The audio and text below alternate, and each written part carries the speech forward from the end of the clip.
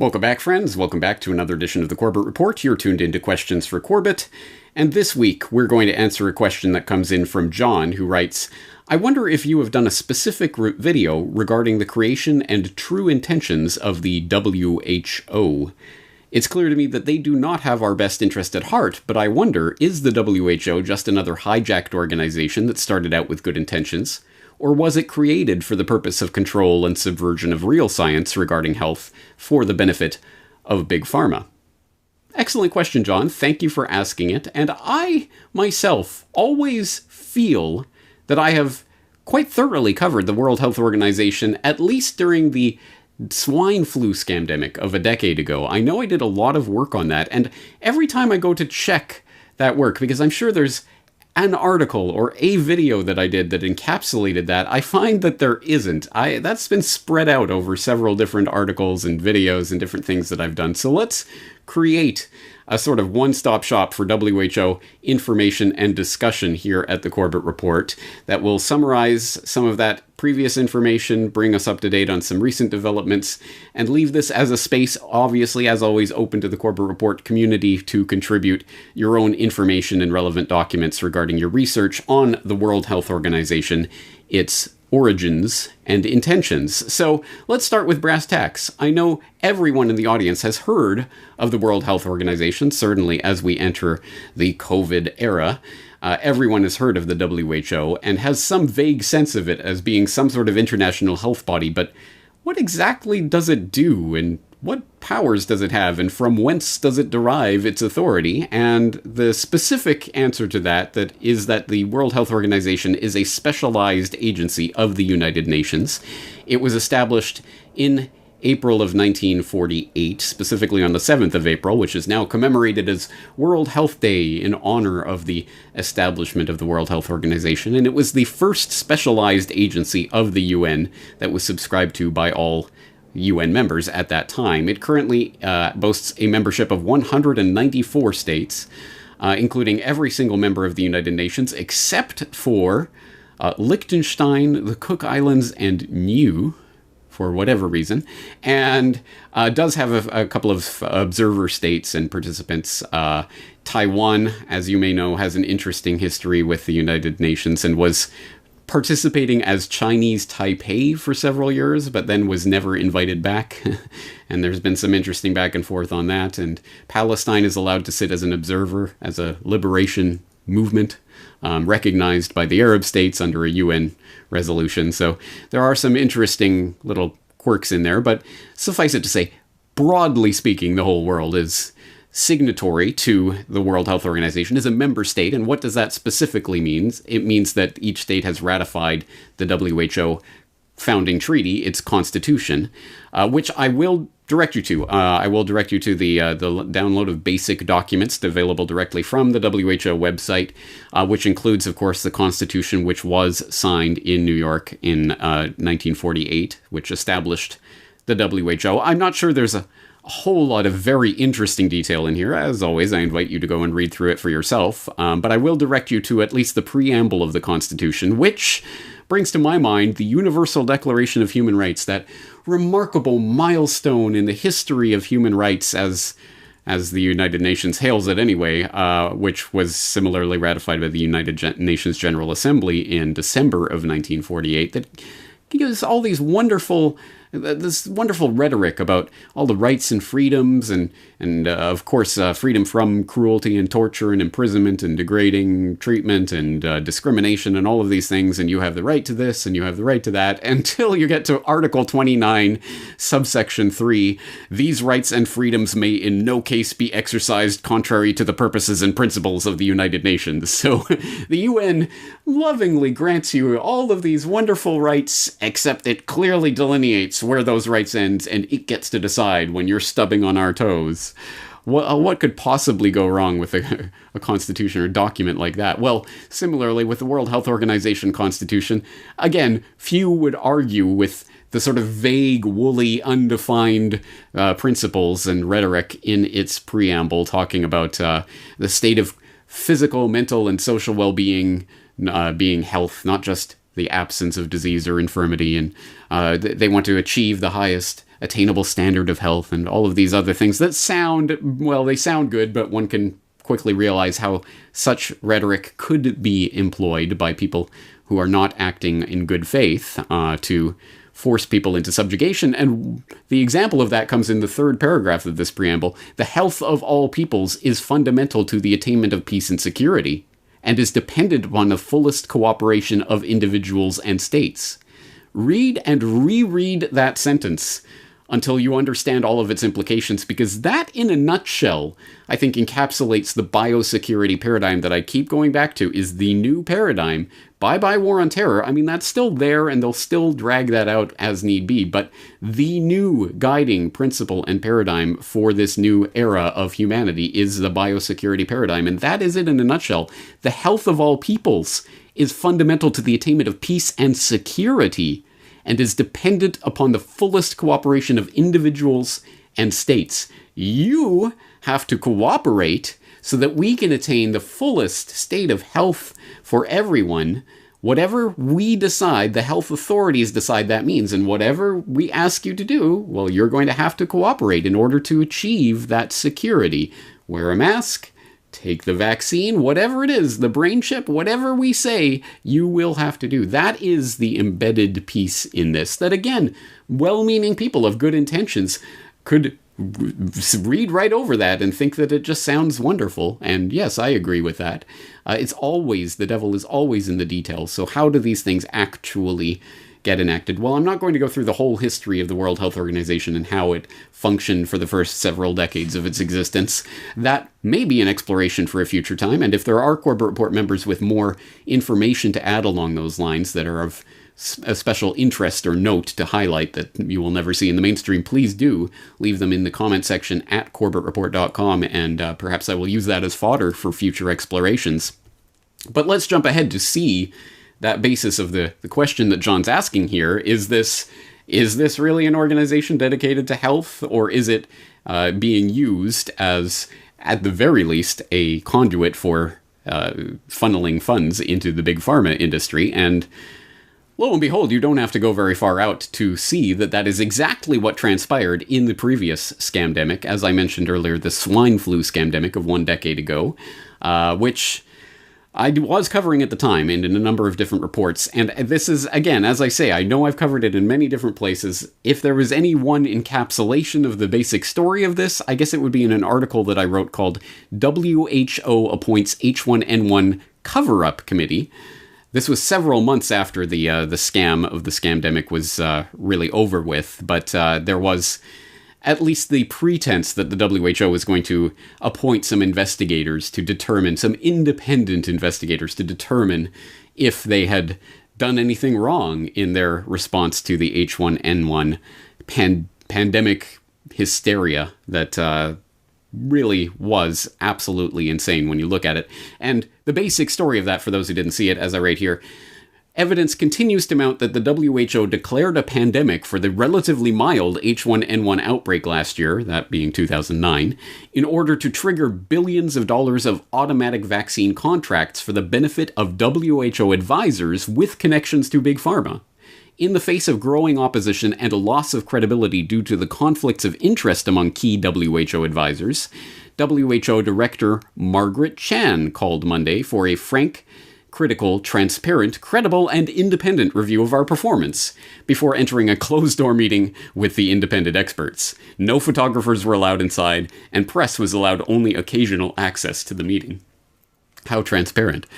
Hopes for a genuinely independent investigation into the scandal were quickly dashed, however, when it was discovered that one of the group's members, Professor John Mackenzie of Curtin University in Australia, was a member of the very panel that advised the WHO to declare the H1N1 pandemic. In fact, Mackenzie is already on record with his assessment of his own actions. "I think we did everything right," he told Der Spiegel last year. That's the independent investigator, huh? Clues to the likely findings and recommendations of the group in Geneva can be derived from other comments Mackenzie made to the German paper. "The system of pandemic levels needs to be revised," he was quoted as saying. "We need to fine-tune phase 6 so that the severity of the disease is also taken into account." Analysts are expecting the review to find that the WHO was a victim of fog of war and loose definitions for a pandemic, and that no individual will be held responsible for the billions of dollars that have been spent around the world on vaccines that governments are now giving away and may ultimately have to throw out. Also at issue is why the WHO changed its definition of a pandemic virus just as it was considering whether the emerging swine flu may fit that criteria. A definition available on the website before the panic specifically listed enormous numbers of death and illness as a criterion for declaring a pandemic. By April, the definition had been changed to specifically allow for mild pandemics. The cover-up committee is being formed ahead of the final report of the ongoing Council of Europe investigation into the scandal. Just met last month, the Council released a draft report of its investigation into the affair, delivering a blistering critique of the WHO and its motives for declaring the H1N1 pandemic. Some members of these advisory bodies evidently have professional links to certain pharmaceutical groups, notably through receiving extensive research grants from the big pharmaceutical groups, so that the neutrality of their advice could be contested. To date, WHO has failed to provide convincing evidence to counter these allegations, and the organization has not published the relevant declarations of interest, taking such a reserved position. The organization has joined other bodies, such as the European Medicines Agency, EMEA, which likewise have still not published such documents. The article does go on from there to reference, for example, Wolfgang Wodarg, who did make an appearance in the recent Corbett Report episode on the lies, damned lies, and coronavirus statistics. So, yes, there is a lot of information there that points to the fact that the gist, the essence of that story was that there was a big push for the avian flu panic that arose in around 2005, and the WHO and other bodies started to get involved in 2006-07 and really pump up that threat. They were saying that the government should be stockpiling Tamiflu, that they were going to need all these vaccinations. That fizzled out and died out, and all of that research money that Big Pharma had been investing in the bird flu scamdemic that didn't even happen, was going to go down the drain, and then suddenly the swine flu, will use that as the excuse, and the WHO declares a public health emergency of international concern, a PHEIC, which is part of the International Health Regulations of 2005, to which basically the entire world is a signatory member, which does such things as allow the WHO to operate with impunity in any given space, and as was being declared at the time, even by mainstream experts, when this was invoked in the Ebola scare of several years ago, mainstream reports, even in Newsweek, were saying that public health emergency of international concern could even allow NATO to go in and militarily operate in countries in Africa or elsewhere if need be, and other such things. Those kinds of sweeping powers come bottled up with the PHEIC, as well as allowing the governments around the world the chance to flip that switch, declare there's an emergency, we need to buy all these vaccines from the vaccine manufacturers, and ka-ching, ka-ching, guess who profits? Not only the WHO, but also, of course, the members on the committee that was advising the WHO on the severity of the H1N1 pandemic that caused them to declare the public health emergency of international concern, that were sitting on the boards of various pharmaceutical manufacturers that stood to directly profit from them. And we'll detail a little bit of that. But let's put a couple of things on the record. For example, as the Council of Europe noted, the WHO changed its definition of a pandemic just 1 month before declaring the H1N1 pandemic emergency. And you can get this directly from the World Health Organization site by way of the Wayback Machine, which I know that everyone in my audience is well familiar with by now, right? But at any rate, there will be a link in the show notes to the Wayback Machine archived copy of the World Health Organization's page on pandemic preparedness as it appeared on April 18th of 2009, where it declared that an influenza pandemic occurs when a new influenza virus appears against which the human population has no immunity, resulting in epidemics worldwide with enormous numbers of deaths and illness. That was the WHO's own definition of an influenza pandemic in April of 2009. 1 month forward. Go to the saved copy of this website from May 20th of 2009, and suddenly a disease epidemic occurs when there are more cases of the disease than normal. A pandemic is a worldwide epidemic of a disease. An influenza pandemic may occur when a new influenza virus appears against which the human population has no immunity. Period. Yes, they literally just removed any reference to enormous numbers of deaths and illness.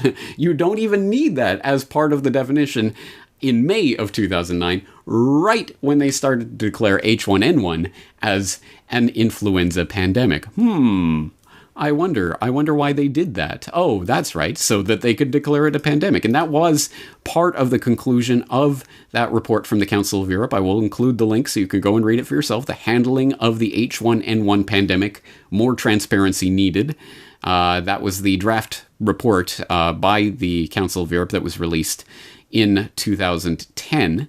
And there was more information on that that was followed up, even by mainstream sources like the British Medical Journal, the BMJ, had a report up on that I'll throw in the show notes, talking about the World Health Organization and conspiracy.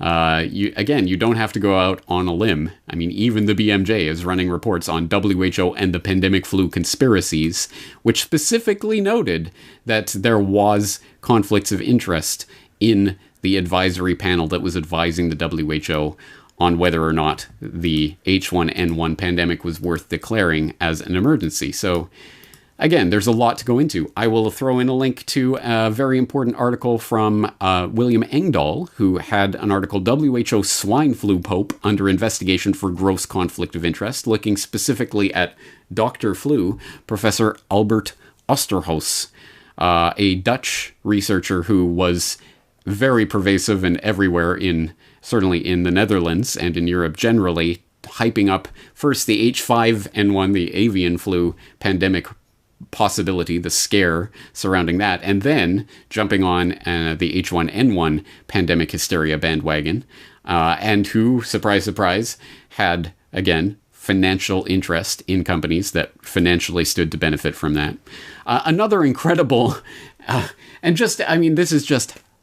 It would be hilarious if it was not so in-your-face mocking of you and your intelligence, but I will include a link to the AFP report from December of 2009, which notes that World Health Organization chief yet to be vaccinated against swine flu.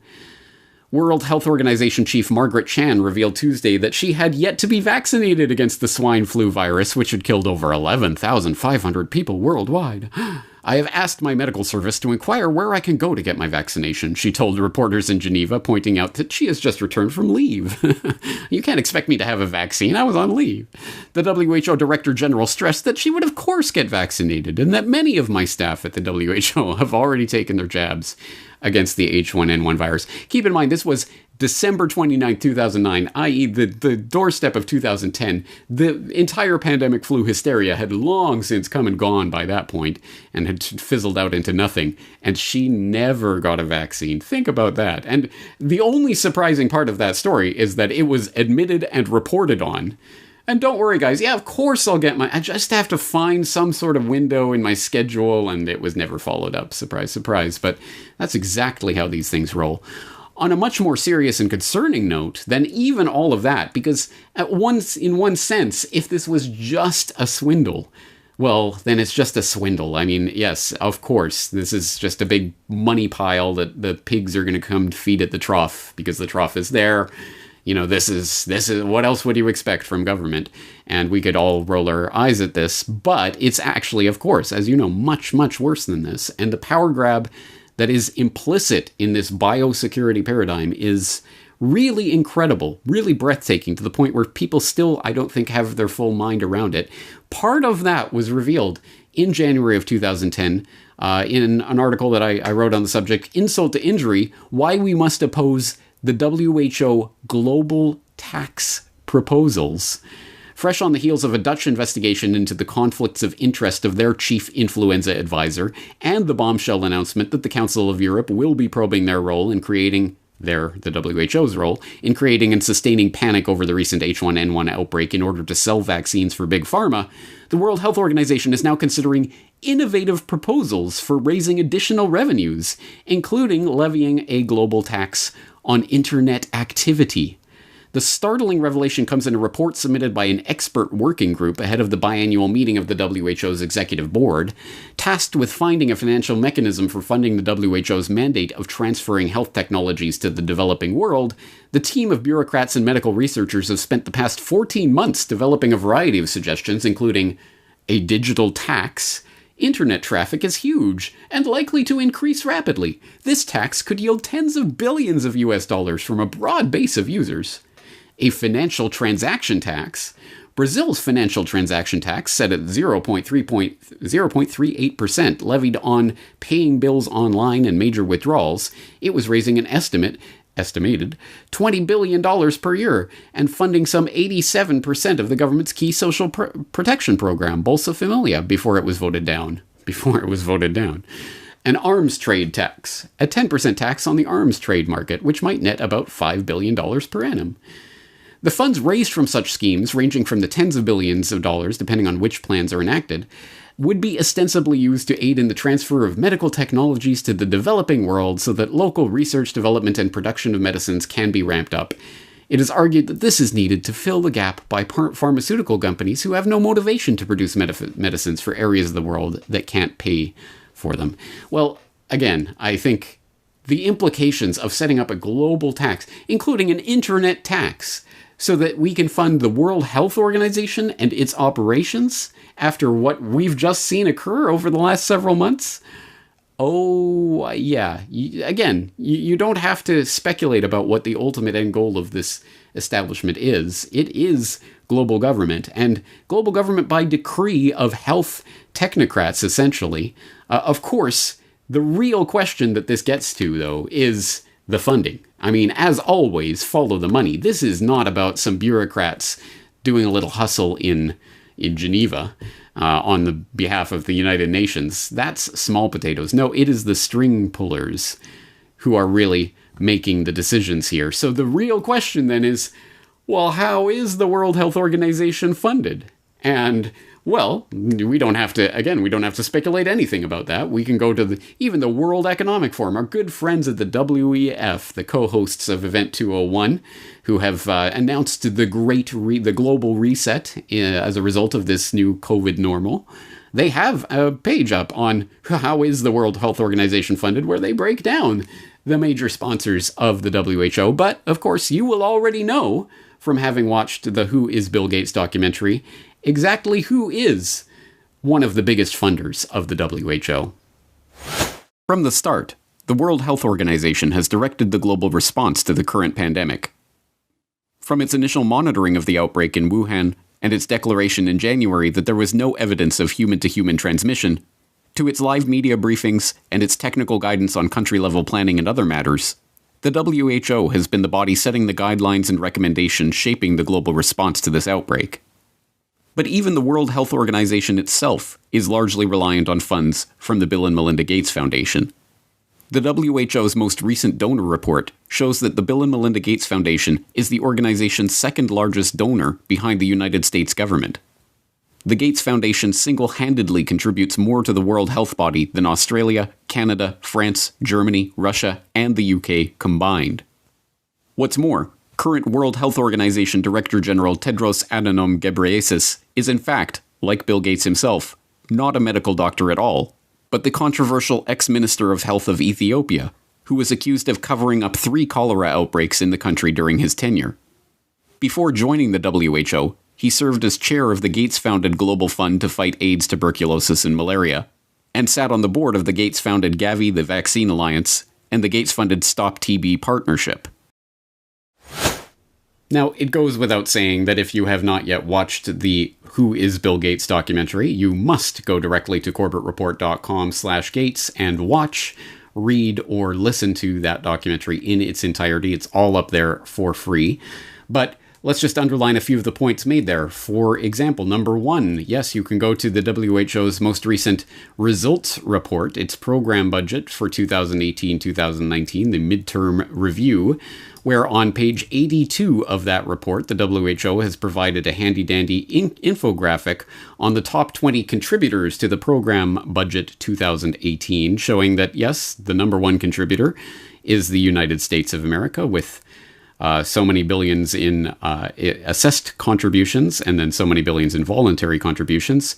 Second to the US of A is the Bill and Melinda Gates Foundation, followed by number 3, the UK. So yes, the Bill and Melinda Gates Foundation is the second largest funding vehicle for the WHO. And if the US really does withdraw its membership and or either completely eliminate its contributions to the WHO or scale them back to the same level as China, as Trump has talked about, whatever the case, if any of that were to occur, it would make the Bill and Melinda Gates Foundation the largest single funding entity for the WHO.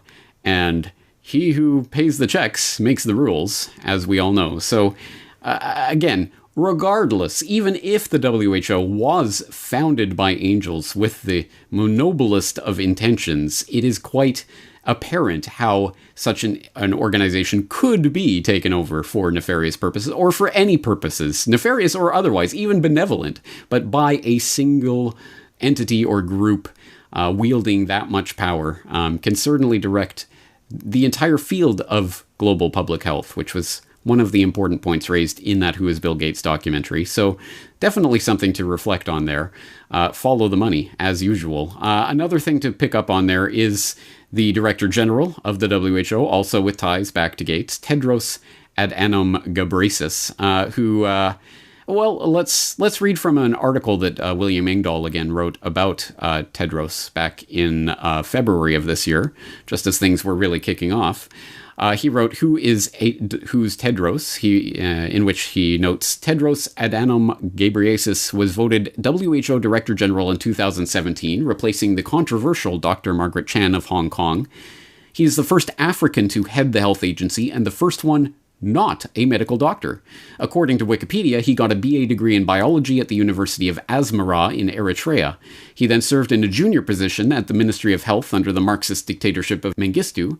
After the fall of Mengistu in 1991, Tedros went on to the UK and took a doctorate of philosophy in community health from the University of Nottingham in 2000, with a doctoral dissertation on the effects of dams on malaria transmission in Tigray region, northern Ethiopia. He then went on to become Minister of Health from 2005 to 2012 under Prime Minister Meles Zenawi. There, he met former President Bill Clinton and began a close collaboration with Clinton and the Clinton Foundation and its Clinton HIV/AIDS Initiative, CHAI. He also developed a close relation with the Bill and Melinda Gates Foundation. As health minister, Tedros would also chair the Global Fund to Fight AIDS, Tuberculosis, and Malaria that was co-founded by the Gates Foundation. The Global Fund has been riddled with fraud and corruption scandals. Surprise, surprise. Today, the largest owners of the WHO are the Gates Foundation and its associated Gavi Alliance for Vaccination. With backers like Gates and Clinton, it was no surprise that Tedros went on, after a stint as Ethiopian foreign minister, to win the post of WHO Director General, this despite being the first non-physician to hold the position.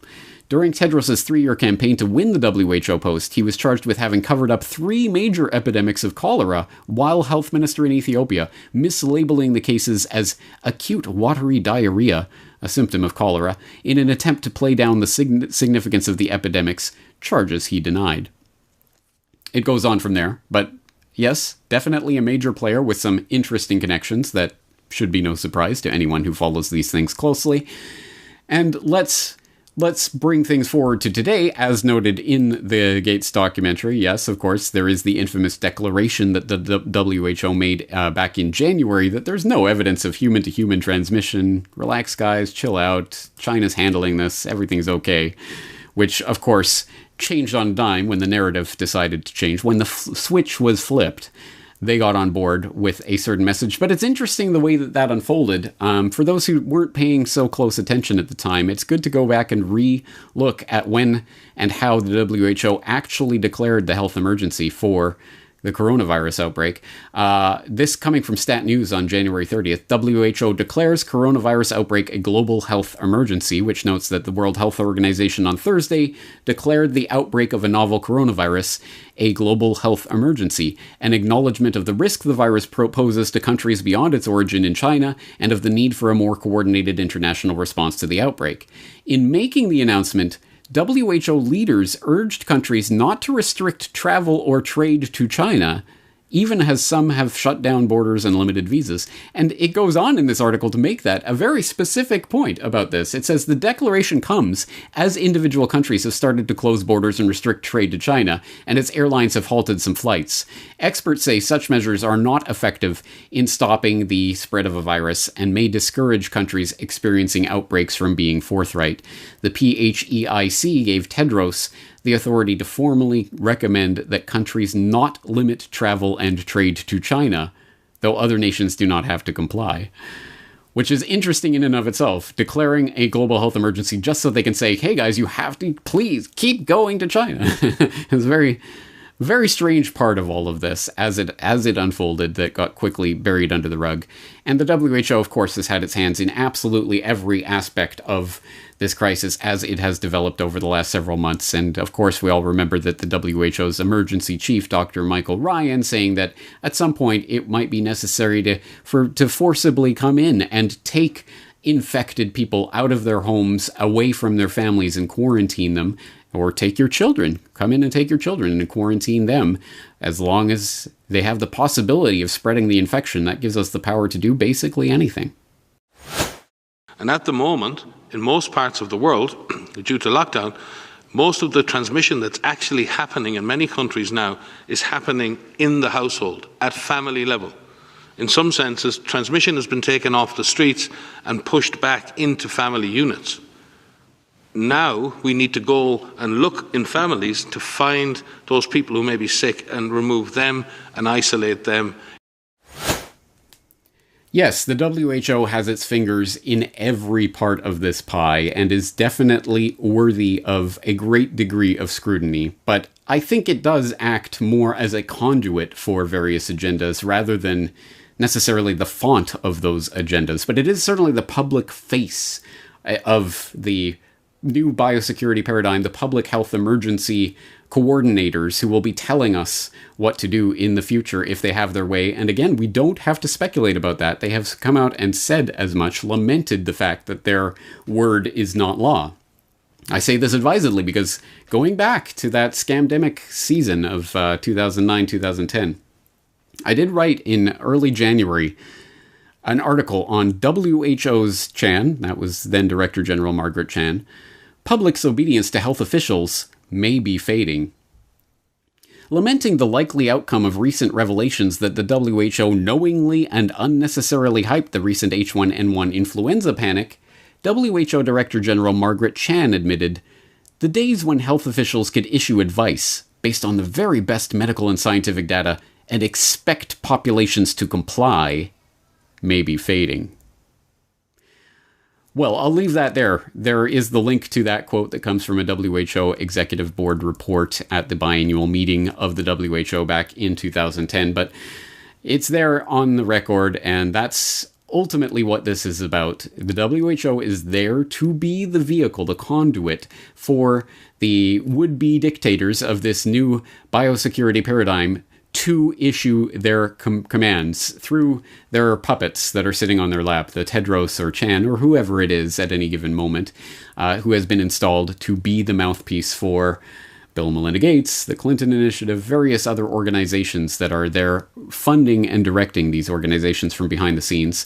And it is a very worrying aspect of what's going on right now. Of course, all of this does have to do with Big Pharma and their connections, their financial connections to the very advisors who are sitting on the boards that are declaring these public health emergencies and all of the other scams that you can think of. There is a wealth of material to investigate here. So as always, there's going to be a voluminous amount of material in the show notes for this edition of Questions for Corbett. I do very much invite and beseech you to go and look through it as a starting point for your research. And as always, I invite Corbett Report members to come back and report back to headquarters about any relevant links, documents, or any other information that you can provide on the WHO and its checkered past. As I say, it may be worth looking into the history of the organization overall in more depth. So I do invite you to participate in that open source investigation. As always, I am your humble servant, James Corbett of CorbettReport.com, out here providing this particular public service, and I invite you to join me at CorbettReport.com, where I do make these types of explorations on a regular basis. I am looking forward to talking to you again in the near future.